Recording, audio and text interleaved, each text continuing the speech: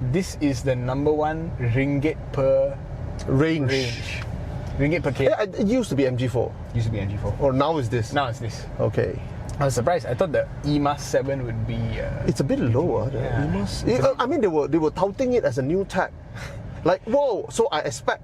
Yeah. So it translates into your saving only lah. Not me ma. The manufacturer save money, give you smaller pack. Yes and no, because I think the other reason is the battery pack on the EMAS was smaller. Yeah lah. So maybe it's more energy dense. They save money, no? Yeah, they didn't transfer it to you. I didn't get it.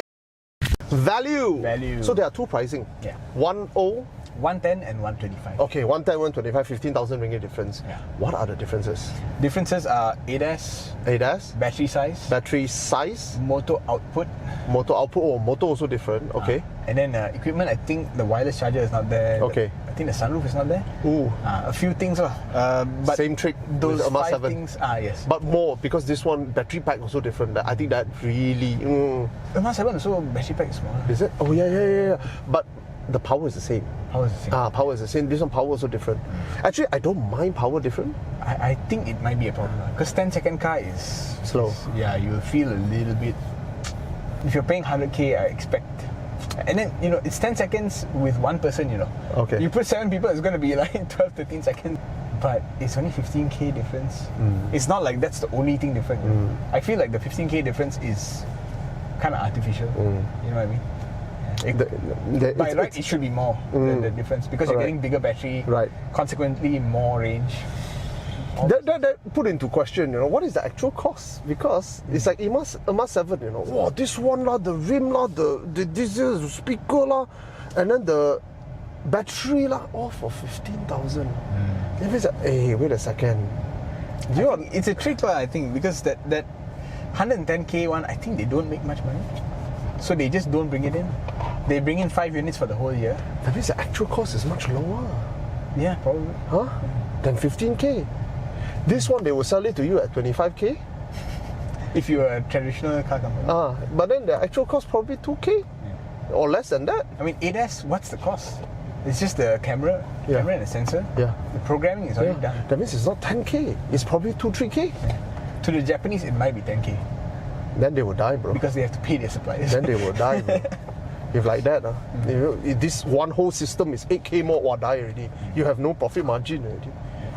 In a Toyota, the Veloz thing is 20k. The difference between the Alza and the Veloz. What was the difference? It was so little and the margin was 20k. Yeah. So yeah, the difference between the Alza and the Toyota Veloz is no difference. It's 20k. Yeah. The difference between the base model and this is 15k. It's 15k. I feel there's more difference between this and this. Excise duty lah, that one. Probably. If you love the government so much, you pay them more lah. You buy the Veloz. But the point is, it's artificial. Yeah. When it's passed to the consumer, it's like, what am I paying for? Anyway, for this, I think value-wise, it's really good. It's really good. I looked at my Excel sheet. I cannot find a way for them to make it better. You're literally number one in terms of range. Ringgit per km. Okay, ringgit per even after range. I convert it to WLTP. Okay. 400, 450. 450. Okay. 400, above 400, wow, pretty good. It's good, man. Pretty good. And you're paying 125, man. Yeah. And when I compare that to what the EMAS is doing, the EMAS is giving you a more premium, upmarket, aspirational experience for the same price. Utility-wise, it's much less. And the range-wise, it's a little bit less. That raises a very important comparison that I have in my head suddenly. EMAS 7, I know that 120 for the high-spec one, they could have done a bit better in terms of pricing. But I see where they're coming from in relation when you compare to this and then the Ion 7, Y Plus, right? The Ion Y Plus interior is amazing, bro. But this one gives you the ability to carry 7. But again, you look at it, you're not supposed to carry 7. You get what I mean? You get what I mean? No perfection. EMAS is done right. Everything, the seats are done right. But you can't carry 7 also. It's a difficult thing. I wish this had that extra 2 cm of 2 inches. 2 inches of wheelbase. Like that, it would be nice. Or give the second row the ability to slide even further back. Then I can close one eye and say this is overall the best product to get. I think the Y Plus is better for the back seats. The back seat is amazing, man. You saw my kid was doing the leg like that. You can't do that here. You can't. My kid also can't. Yeah. You know, this is crampy, you know. Yeah. This is Alza conversion. Yeah. Aye, no perfection. When resources are limited, there's no perfection. You can't get perfection. That's the problem. And you have to deal with it. So ultimately, value-wise, what would you give this? For the earnestness in trying, even though you are not a national brand, I have to give it a 4. It could have been more if the product was not so Southeast Asian. Yeah. You know, but it is what it is. Until I see something better from a competitor, this is a 4. Yeah.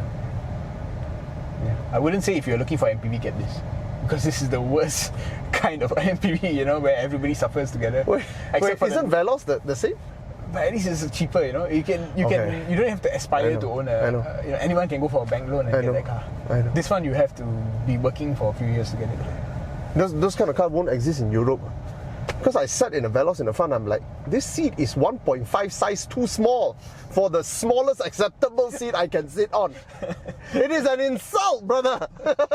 You are insulting my ass. This is not that bad, but it is encroaching on the territory. In the front, no. No, in the back. Yeah. In the back, yeah. In the front is perfectly normal. Almost a bit wider. This is okay. Yeah. This, it feels like a C- rather than a C. You know what I mean? To be honest, do you think this is narrower than a Corolla? It's not this, you know. It's something to do with the ergonomics and the floor being a bit higher. It just doesn't feel right to me, you know. Like, you see this hump here? Yeah. My left leg cannot go here. It has to come down here. Oh. It's little small things that I feel kind of cramp my... Cramp your style a bit. Cramp my space, like, you know. Where I can't just like lay back, but I have to go like that, even though the space is there. Yeah. It's just, it feels like it was not designed. How did they do that in the Y Plus to make it feel so... Y Plus was so good. So good. Like, there's no fault in terms of space. Oh, even better than the Irma 7. Irma 7 was adequate. It's just right. Yeah. But Y Plus, like, what the hell? Yeah. Am I in an S-class size vehicle? You know what I mean? You're sitting tall, you're sitting far. Everything is... Wow. You don't get that here. Here, it's a little bit... Like, wow. And they don't do it for design. They do it because they compromised on the platform. Yeah. That's it. So if you want to have just one EV in your house, just for the sake of having an EV in your house, maybe this is a good buy. Because you're not doing it to show off or anything. You just want one car that can do everything lah. Yeah. Then you have a proper MPV for your long distance travel. You have a smaller car for city travel. Yeah. Then this car is the one that can do everything. You know. Then you have your specialist cars in your household. Yeah. Or maybe if you're upgrading from an Alza, maybe it's definitely an upgrade. It's an upgrade. You will feel the upgrade for sure. And you won't feel it in your wallet so much. So that could be it's only 20 over 30,000 ringgit difference. Which you'll save in petrol if you charge at home. Which would, and if you travel a lot, to be honest, it makes a difference because if you charge at home, it's like cents, right? Yeah, it's a fraction of the cost. A fraction of the cost. Especially after the fuel subsidy goes on. Right. So, I mean, if you're carrying 7% all the time, don't lah. Yeah, that's but if you carry 5 once in a while, you carry 2 child extra, or you usually carry 5 with 2 child, and then once in a while your parents will be there. Yeah, it's okay. Once in a while you have to give your children's friends a lift. They can sit. You chuck them at the back and let them suffer. Yeah. Yes. So what's your score? 4. 4. Yeah. Could be bad. I mean, I feel like I should score higher, but at the same time, I can see where it could get some improvements. I can see improvements. I just don't know. I don't see how it can be done. Yeah. You get what I mean? Yeah. I have complaints, sure, but how do you fix the complaint? I don't know. For this generation of EVs, this is as good as it is. It is what it is. You can't fix the problem, man. You fix the problem, you create other problem. Yeah. At the same time, when Peridua eventually does their Emo 7, right, which is the Alza dressed up to be an EV, it will not be this good. It cannot, not even near. It will be yards behind this, and by then this car will be in a junkyard already. Yeah. It'll be powering your house. Cut out the battery pack. I'll install it at my home as my spare. I sell the rest as junk, 2,000 ringgit. Yeah. Okay. All right, Autophiles, signing out of the BYD M6. One of the most important EVs of 2024. It is probably the most important because this is the first one in the first month to breach 1,000, isn't it? Now it must have breached that 2005. Yeah, but that's national product. that's a yeah for a non-national product. This single-handedly added how many percent to EV? Yeah, TIV suddenly it's 1%.